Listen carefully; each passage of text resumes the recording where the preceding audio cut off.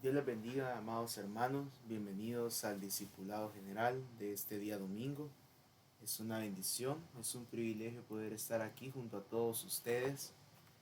El día de ahora quiero eh, dar el tema de los tipos de la oración. Así que, amado hermano, estudiando un poco la palabra, he encontrado 12 tipos de oración que están escritas en la Biblia, pero por motivos de tiempo solo estaremos estudiando tres. Amén. Así que para no perder más tiempo, amado hermano, vamos con la primera oración, que es la oración de acción de gracias. Esta tiene como base Primera de Timoteo 2:1, que dice: exhorto ante todo a que se hagan rogativas, oraciones, peticiones y acciones de gracias por todos los hombres. Cuando vemos el origen de esta palabra, acciones de gracias, es el griego 2169, Eucaristia, que quiere decir gratitud, activamente el lenguaje de gratitud a Dios como acto de adoración. Cuando veía esto, amado hermano, que es un lenguaje de gratitud a Dios como acto de adoración, entendía que era una alabanza, amado hermano, porque ¿qué entendemos nosotros por la adoración? Decir a Dios por lo que Él es, amén. Decirle a Dios lo que Él es. Eso es la adoración, amado hermano. Me llamaba bastante la atención esto que decía, lenguaje de gratitud, como un acto de adoración, amado hermano. ¿Cuáles son nuestros actos de adoración? Cantarle, postrarnos, etcétera, amado hermano. Buscando en el original de esta palabra, Eucaristia, encontré 1 Corintios 14, del 15 al 16, que dice: ¿qué pues? Oraré con el espíritu, pero oraré también con el entendimiento. Cantaré con el espíritu, pero cantaré también con el entendimiento. Porque si bendices solo con el espíritu, el que ocupa el lugar de simple oyente, ¿cómo dirá el amén a tu acción de gracias? Pues no sabe lo que has dicho. Amado hermano, cuando yo veo esto, amado hermano, que cuando veo este versículo, amado hermano,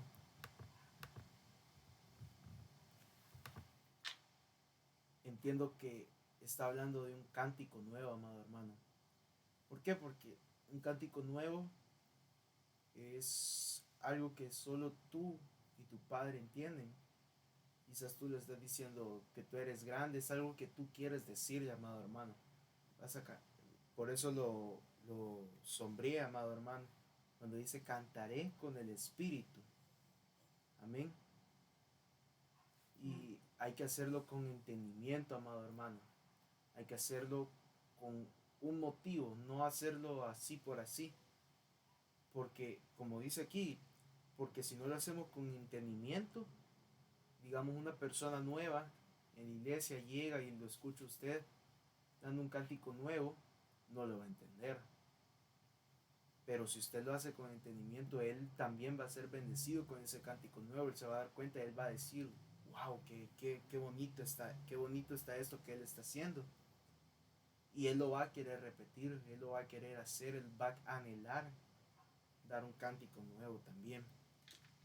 Y ahí cuando sonríe, cantaré con el espíritu, esa palabra cantaré es en el griego, es el griego 5567, sayo, que quiere decir celebrar la adoración divina con música y odas de acompañamiento, rasgar o tocar en un instrumento de cuerdas, alabanza, alabar, cantar. Me llama bastante la atención lo que dicen los paréntesis, amado hermano. Celebrar la adoración divina con música y odas de acompañamiento. Prácticamente nos está describiendo el momento del cántico nuevo. Este griego, amado hermano, nos está describiendo cuando uno está dando el cántico nuevo. Amén. ¿Por, ¿Por qué, amado hermano? Porque cuando estamos en el cántico nuevo, no hay una letra de una alabanza a seguir. No hay una letra a seguir. No hay algo por lo que todos nos guiemos, sino que es lo que cada uno tiene que darle, es lo que uno tiene para darle al Señor. Amén. también buscando en el original de este griego, tenemos la palabra, tenemos en Efesios 5:19, que dice, hablando entre vosotros con salmos, himnos y cánticos espirituales, cantando y alabando al Señor en vuestros corazones. Pero me llama más todavía la atención como lo dice la Nueva Versión Internacional.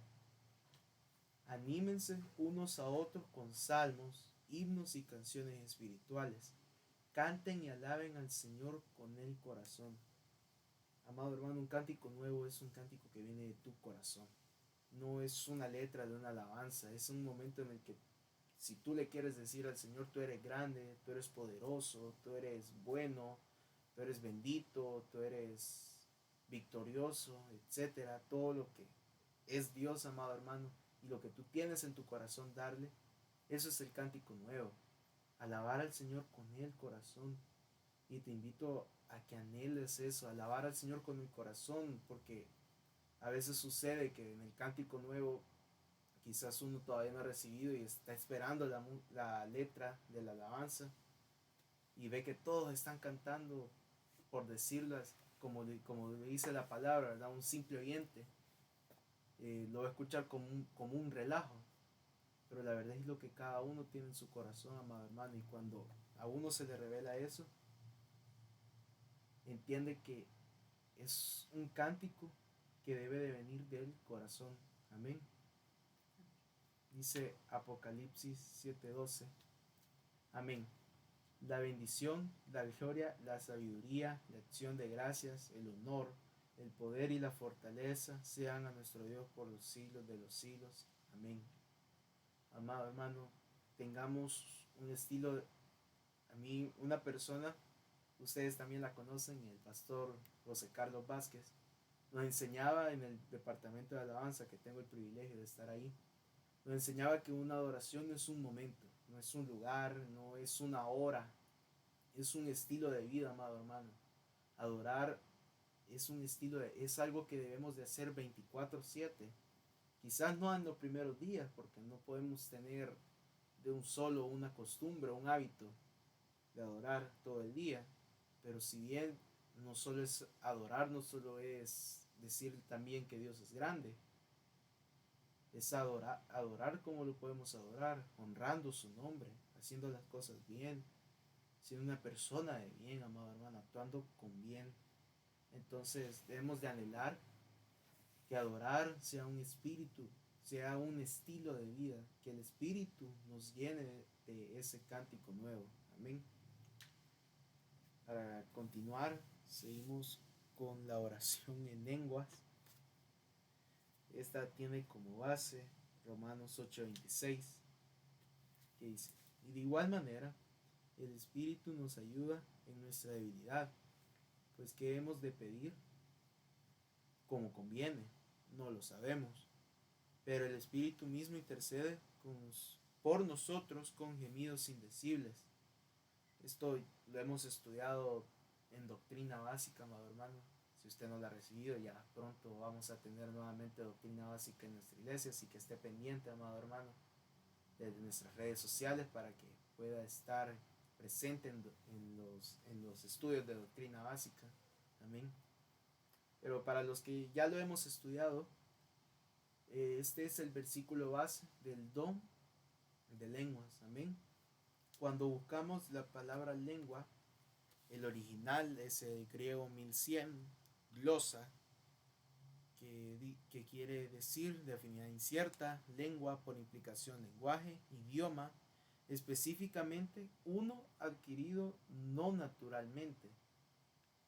Me llamó bastante la atención y por eso lo resalté, cuando dice uno adquirido no naturalmente. Cuando uno nace, que quizás nadie lo recuerda, no sé si alguien lo recuerda, pero cuando uno no nace hablando español, no nace hablando alemán, no nace hablando inglés, no nace hablando chino, mandarín, para nada, uno no nace hablando, uno no adquiere naturalmente un idioma. ¿Y cómo aprendemos nosotros nuestro idioma? En este caso, pues nosotros el español. Pues de bebé oyendo a nuestros papás diciendo hola, diciendo adiós. Un bebé en Alemania oyendo a sus papás diciendo hola en alemán. Y así, uno no viene con un chip, por decirlo así, con el chip para que hables español. Uno aprende ese idioma, amado hermano, y así mismo las lenguas son aprendidas, son adquiridas, no naturalmente. Y todavía le podemos sacar más jugo a eso cuando dice adquirido no naturalmente, porque sabemos que nuestro Dios es un Dios de lo sobrenatural, amén. Y Él no es una persona, entonces es como cuando uno dice sobrenatural, amado hermano, también uno puede entender que está hablando de cosas que no vemos. Entonces también uno adquirido no naturalmente las lenguas son adquiridas sobrenaturalmente. Amén. Cuando, y para seguir, encontré 1 Corintios 14, 26 al 27, que dice: ¿Qué hay pues, hermanos, cuando os reunís? Cada uno de vosotros tiene salmo, tiene doctrina, tiene lengua, tiene revelación, tiene interpretación. Hágase todo para edificación. Si habla alguno en lengua extraña, sea esto por dos o a lo más tres. Para no perdernos tanto, primero veamos el 26. Cuando nos reunimos, amado hermano, siempre vimos una persona hablando lenguas. Casi siempre vimos una persona hablando lenguas.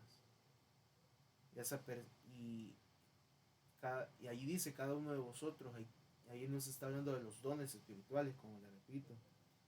Y cuando una persona habla en lenguas, no va a ser una lengua, por decir, agresiva, por decirlo así, sino que va a ser una lengua de edificación, amado hermano. Sabemos que la palabra de Dios no es para confrontación, no es para pelea, no es para regañar, sino que es una palabra de edificación. Amén. Y vemos el 27. Y si habla alguno en lengua extraña, sea esto por dos o a lo más tres, y por turno, y uno interprete. Nosotros sabemos que nuestro Dios es un Dios de orden. Sabemos que es un Dios que nos ha dado alineamiento para que le podamos adorar como se debe.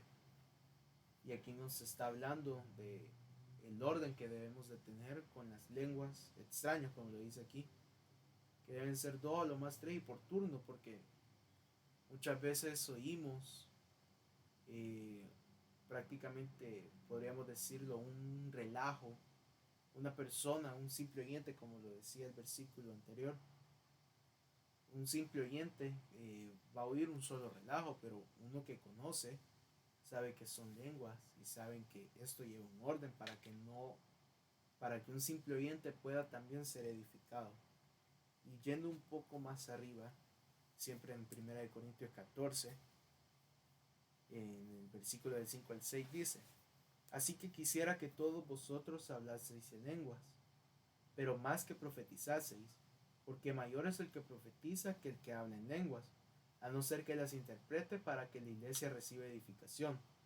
Ahora pues, hermanos, y yo voy a vosotros hablando en lenguas, ¿qué os aprovechará si no os hablaré con revelación, o con ciencia, o con profecía, o con doctrina? Si bien debemos de anhelar hablar en lenguas, pero también debemos de anhelar profetizar, porque hablar lenguas y profetizar son dos cosas distintas, amén. Porque una persona puede estar dando lenguas y hasta ahí, pero nosotros debemos de anhelar profetizar, amado hermano, llegar al siguiente, llegar al siguiente paso de profetizar, porque como aquí lo dice la Biblia, amén, que mayor es el que profetiza que el que habla en lenguas. Nosotros debemos de soltar esa palabra de bendición y que debe de ser de edificación para la iglesia, para el pueblo. Y también uno tiene que saber, uno no se inventa las lenguas. Mucha gente piensa quizás que uno se inventa la profecía, uno mismo maquina eso. Quizás en el principio del culto el pastor nos pasa un papelito y nos dice: hoy te toca profetizar a ti, vas a decir esto, memorizátelo y ya sabes, ¿verdad? No, amado hermano, la profecía es revelada. Es un para los que lo hemos recibido, es un momento muy precioso. Y también debe de tener una lógica, debe de tener un orden, porque como dice aquí el versículo 6, ¿qué os aprovechará si no os hablare con revelación o con ciencia o con profecía o con doctrina? No va a venir a decir que, por ejemplo, y perdón, ¿verdad? Sí, que digamos de que Jesús nació en diciembre y vamos a profetizar eso, que Jesús nació en diciembre, sabemos que no es así. No tenemos una palabra de revelación, no tenemos una palabra de ciencia, y no tenemos doctrina para decir eso. Entonces, toda profecía es dada con revelación, con ciencia y con doctrina. No a decir cualquier cosa. Y es demostrado porque hay veces que la profecía le hable prácticamente a una persona. Uno lo oye, pero hay una persona que quizás llegó necesitada de esa palabra que dieron en la profecía. Y es una edificación para esa persona. Amén. Y seguimos en Lucas 1:64, que dice, al momento fue abierta su boca y suelta su lengua, y habló bendiciendo a Dios. Debemos de anhelar, amado hermano, poder hablar estas lenguas, poder profetizar, amado hermano, porque quizás ahora tú lo entiendas que cuando una persona o tú estás dando lengua, está dando lenguas, es que está orando el Señor. Pero lo curioso que es un lenguaje que solo el Padre y tú entienden. Solo el Padre y el que habla lenguas entienden. Es un lenguaje especial para ellos. Es una oración directa con Dios y es un idioma que Él mismo nos ha dado para que podamos comunicarnos así con Él. Amén. Seguimos con la oración de fe. Esta tiene como base Santiago 5:15, que dice, y la oración de fe salvará al enfermo, y el Señor lo levantará. Y si hubiere cometido pecados, les serán perdonados. Pero me llamaba también bastante la atención como le decía la palabra de Dios para todos. Y si esa oración es hecha con fe, sanará al enfermo y el Señor lo levantará. Si ha pecado, el Señor lo perdonará. Amén. Aquí podemos ver que la oración de fe sana, levanta y perdona. Sanará al enfermo y el Señor lo levantará. Y si ha pecado, el Señor lo perdonará. Entonces la oración de fe, primeramente, sana. Y esta palabra sana, sanará, tiene base en el griego 4982, soso, que entre varias cosas quiere decir hacer salvo, librar, misericordia, perseverar, salvar, sanar, sano. Me llamó bastante la atención cuando dice salvar, hacer salvo, amado hermano. Sanar implica una salvación porque, por ejemplo, por poner ejemplo de la situación que estamos viviendo en este momento, no solo como iglesia, sino como planeta Tierra, con la pandemia por el COVID, nosotros con las oraciones de fe, tanto las que hacemos en iglesia como las que hacemos personalmente, como en Alabastro, por Facebook, es una oración de fe. Y si es una oración de fe, nos sanará, nos salvará de ese virus. Hay muchas personas que quizás en 2 años nunca se han contagiado y es porque esa oración de fe los ha hecho salvos. Y hay muchas personas que quizás sí lo tuvieron, pero que están aquí, que siguen viviendo, que siguen bien, amado hermano. Y ellos han sido salvos de esto, amado hermano. Y vamos a 1 Corintios 1:18, que dice, porque la palabra de la cruz es locura a los que se pierden, pero a los que se salvan, esto es a nosotros poder de Dios. Amén. ¿Qué es lo que le está diciendo con la oración en lenguas. Para muchos es una locura. Ya lo hemos hablado muchas veces. Para muchas personas lo que hacemos, no solo en Orem, sino que prácticamente en el Ministerio de Benecer, es locura lo que hacemos. Y dicen, ¿qué están haciendo estos señores, verdad? Esos niños danzando, esas niñas bailando, como mucha gente lo dice, aquella persona hablando cosas, gritando cosas, porque para lo que se pierden es locura. ¿Y qué es la palabra de la cruz? Es la salvación, amado hermano. La palabra de la cruz, ¿para qué vino Jesús a morir? Para salvación de nosotros. Esa es la palabra de la cruz, la salvación que nos ha dado Jesús por su muerte. Y para ellos es locura, para los que se pierden. Como dice aquí, para los que se pierden, no como lo hablaba el versículo anterior, para un simple oyente, sino para los que se pierden, para los que no alcanzan nada, para los que no ni siquiera ven, lo que no alcanzan ver entrar a heredar, lo que no alcanzan lo bueno, lo agradable, lo perfecto, no alcanzan ninguna de esas estaturas, amado hermano. Pero nosotros los que somos salvos, esto es poder de Dios. Y definitivamente el poder de Dios es el que nos hace salvos, es el que nos sana de todo mal, de todo pecado, de todo, amado hermano. El poder de Dios es el que nos sana. Para seguir lo otro que hace la oración de fe, ya vimos que sana, que salva. También tenemos que levanta.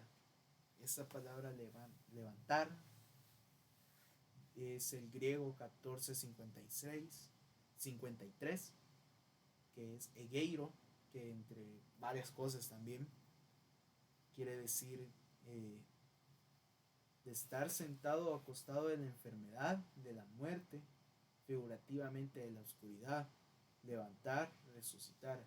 Mira cómo dice ahí, amado, de estar sentado, levantarse, literalmente del sueño de estar sentado o acostado de la enfermedad, de la muerte, levantarse de una enfermedad, de una muerte.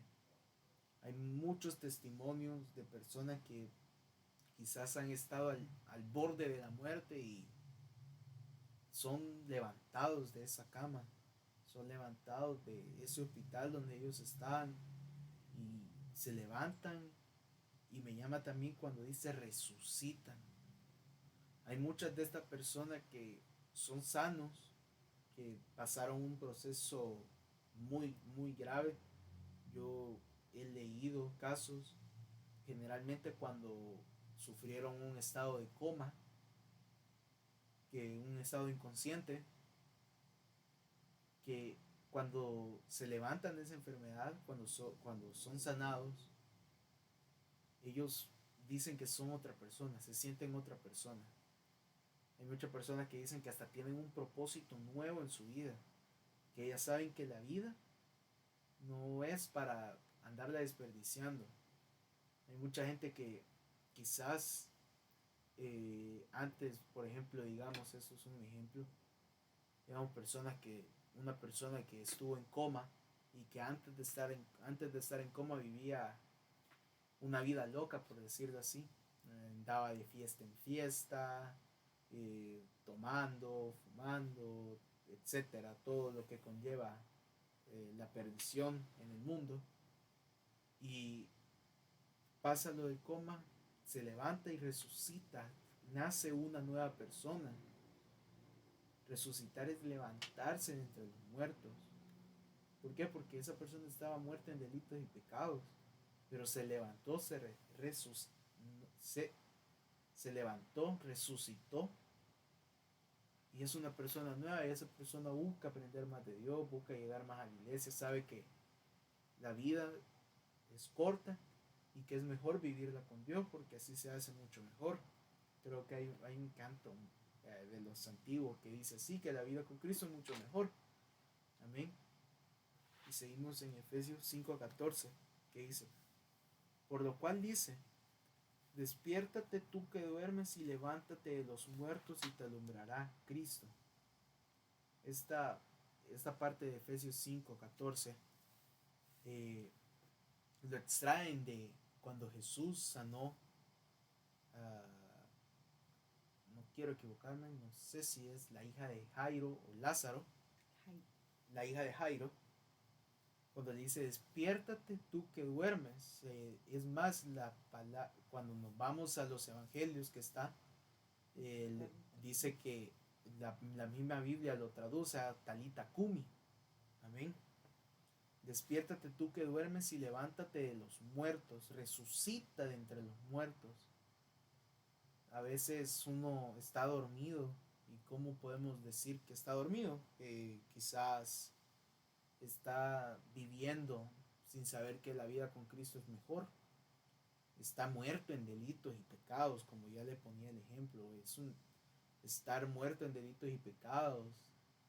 Y cuando nos dice el Señor, despiértate tú que duermes y levántate de los muertos y te alumbrará Cristo. Amén. Dice 2 Corintios 4:14, sabiendo que el que resucitó al Señor Jesús, a nosotros también nos resucitará con Jesús y nos presentará juntamente con vosotros. Sabemos que el que resucitó a nuestro Señor Jesús es el Padre en los cielos.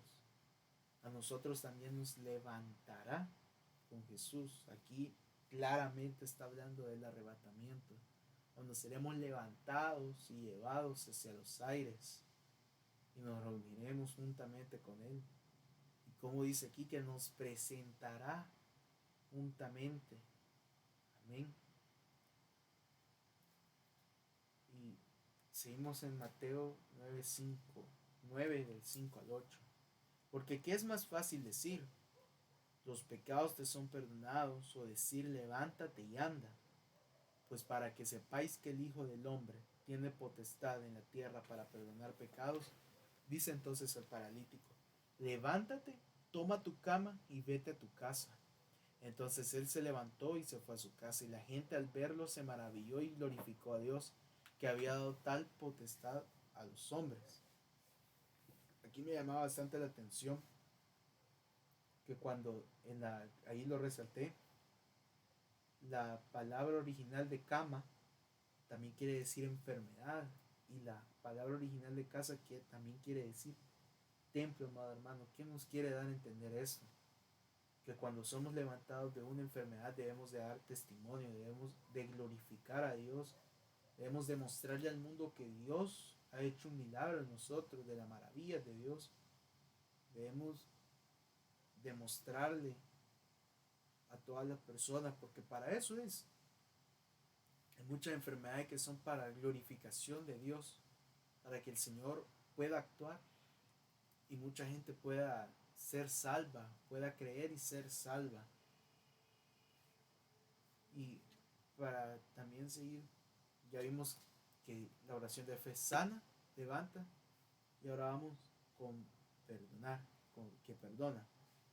Esa palabra perdonar quiere decir, es el del griego 863, afiemi, que quiere decir perdonar, permitir, quedar, salir, abandonar, consentir, dejar, despedir, entregar, remitir. Y me llamaba, buscando en el origen, me llamaba la atención lo que decía 1 Juan 9. Si confesamos nuestros pecados, Él es fiel y justo para perdonar nuestros pecados y limpiarnos de toda maldad. Aquí, amado hermano,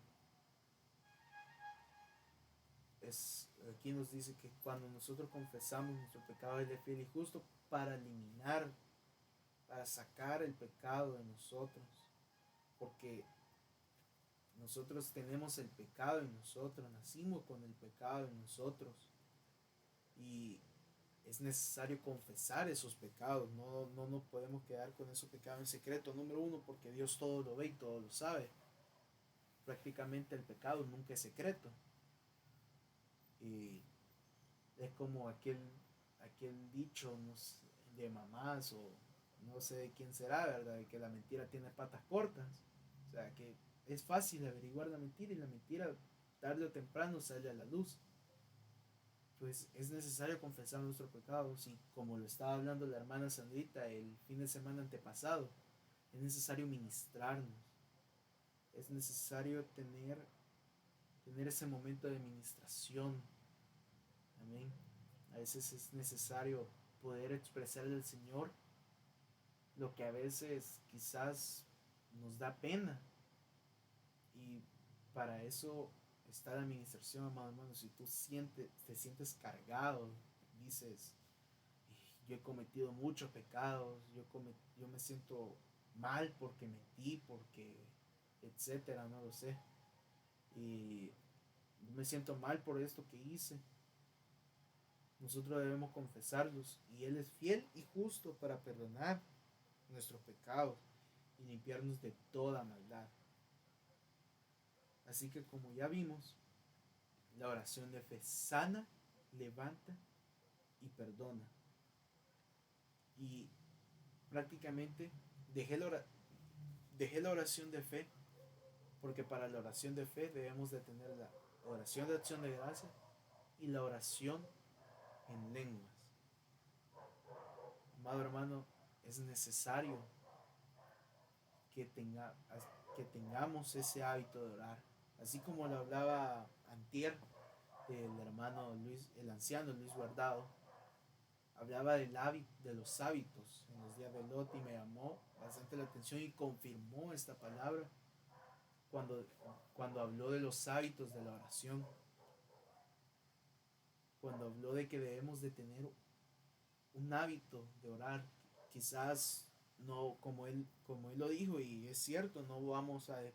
Hay muchas personas que se levantan a las 3 de la mañana a orar y que hacen vigilias de oración ellos mismos, que empiezan a las 9 y terminan a las 2 o que incluso a las 3 de la mañana y ya van con la oración de las 3 de la mañana y quizás no podamos llegar a ese nivel porque es como una persona queriendo ejercitarse, no va una persona que ya lleva quizás un año, 2 años haciendo ejercicio, corre 3 kilómetros diarios y no vamos a poner a una persona que nunca ha hecho ejercicio en su vida que haga 3 kilómetros diarios todos los días. ¿Por qué le va a costar? Porque no es un hábito dentro de él. Entonces, amado hermano, debemos de tener ese hábito de orar. Y ya vimos que también lo podemos hacer adorándole, dándole un cántico nuevo, dándole un cántico de nuestro corazón. Ya vimos que lo podemos hacer hablando en lenguas y aún más profetizando. ¿Y qué hace la oración? Cuando se hace con fe, sana, levanta y perdona. Debemos, y hasta en las cosas más sencillas que empecemos a tener ese hábito de orar, por ejemplo, a orar por la comida si no lo hacías, a orar cuando te levantas, cuando te acuestas, con esos pequeños pasos. Y no es necesario una oración de 1 hora, no, la oración si viene del corazón es bien aceptada y si no la expresamos bien, ahí dice la palabra que el Espíritu mismo intercede por nosotros, porque a veces no oramos como nos conviene orar. Entonces ahí entra la gracia del Espíritu y Él intercede por nosotros. Así que te invito a que tengas un hábito de orar, a que puedas orar más frecuentemente, a que puedas tener esa comunicación con Dios, porque definitivamente estamos en los últimos tiempos, definitivamente estamos en una situación muy delicada, no solo en nuestro país, sino en muchos países del mundo, por el aumento de casos. Eso no es un secreto, eso es algo que lo sabemos, que hay un fuerte aumento de casos, tanto aquí en el país como en otros países. Incluso personas de nuestra congregación están enfermas por este virus y es necesario que oremos. ¿Y cómo lo podemos hacer? Nosotros en la iglesia oramos, congregándote puedes orar en los alabastros de lunes a viernes por Facebook y uno personalmente también, porque cuando uno dice la palabra que en lo secreto de tu habitación ahí está el Señor contigo. Si tú estás orando, Él te está oyendo. Y hay una parte en la Biblia que dice que es bueno interceder por los demás, que es bueno orar por los demás, porque eso atrae bendición para nosotros. Hay también un dicho que, no sé si es un dicho, está en la Biblia, que dice que hay que bendecir para ser bendecidos. Hay que orar para que también nosotros podamos recibir, porque cuando nosotros estamos orando, también estamos bendiciendo a esa persona por la que estamos orando, por las personas que estamos orando. Y esa bendición viene hacia nosotros también. Así que, amado hermano, te invito a que puedas orar personalmente. Te invito, amado hermano, a que antes, ahorita, que tú estés realizando en la iglesia, puedas orar, que puedas llegar a la iglesia y puedas decir, ahorita la alabanza solo está acompañando. Es mi momento de levantar una oración de acción de gracia, es mi momento de levantar un cántico nuevo. Que si nunca habías levantado lenguas, que si tú dices, pero yo no hablo lenguas y yo las quiero hablar ahora, mañana, todos los días es un buen día para pedirle a Dios que te llene de las lenguas, que te dé lenguas para que le puedas adorar, que también puedas orar, como te repito, bendecir para ser bendecidos, que puedas orar por todas las personas que están afectadas por este virus. Y te invito que especialmente ores por personas de la congregación, por personas de nuestra congregación, de nuestra iglesia, por la red de ministerios, amado hermano. Te invito a que puedas crear ese hábito de oración y poco a poco, no es, como te repito, no es necesario que llegues de un solo a las 5 horas a hacer un ayuno, porque eso, si tú pides y oras de corazón, el Señor te oye. También qué bendición poder haber estado qué bendición poder haber estado con ustedes, amados hermanos. Eh, que Dios los bendiga. Que nos vemos en un rato más en la iglesia o en la transmisión. Amén.